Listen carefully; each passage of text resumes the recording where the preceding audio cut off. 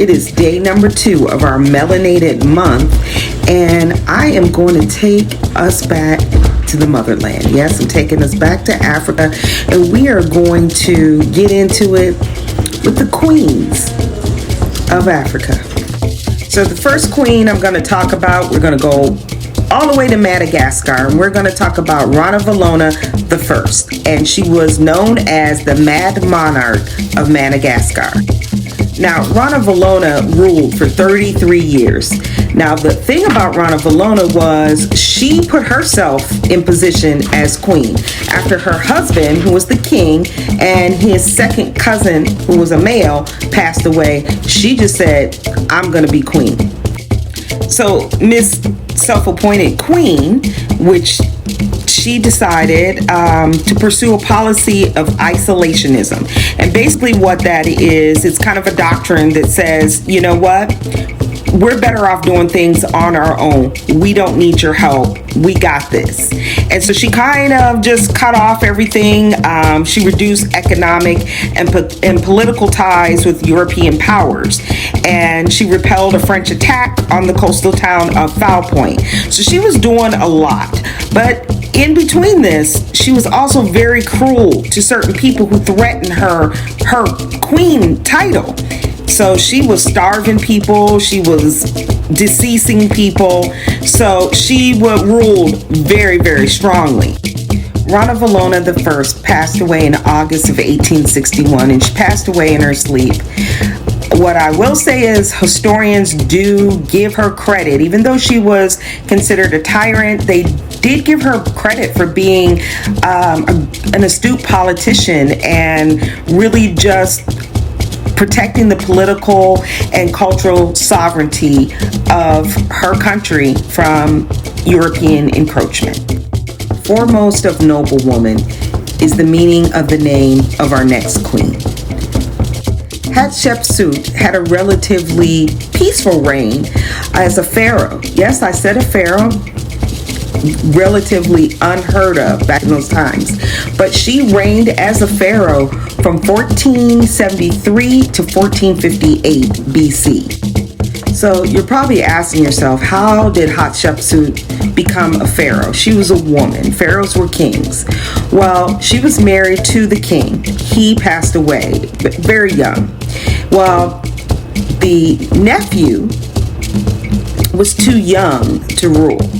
So what happened was Hatshepsut became what is called a regent, kind of a co-ruler, because the next in line was too young. So she was a regent for 7 years. And then in 1479 BC, she just said, you know what? I'm king. I'm the pharaoh. During Hatshepsut's reign, she was known for the prosperity that she brought to Egypt. She also was known for reestablishing some trade networks that had been disrupted during the occupation of Egypt. She launched building projects that would see the construction of many great artifacts that are still standing today in Luxor. During this melanated month of Black history, of course, I'm going to be talking about our past so we can trailblaze our futures. And this is a perfect opportunity to support our Black-owned businesses. Get out there and support. Please also check out a couple of my other pages. I have a Facebook page called Melibration that celebrates and highlights Black-owned businesses across the nation. And then I also have a YouTube page called Hey Montgomery that highlights a lot of topics that concern us as a Black people and other topics. So until the next time, day 3, Melanated Month.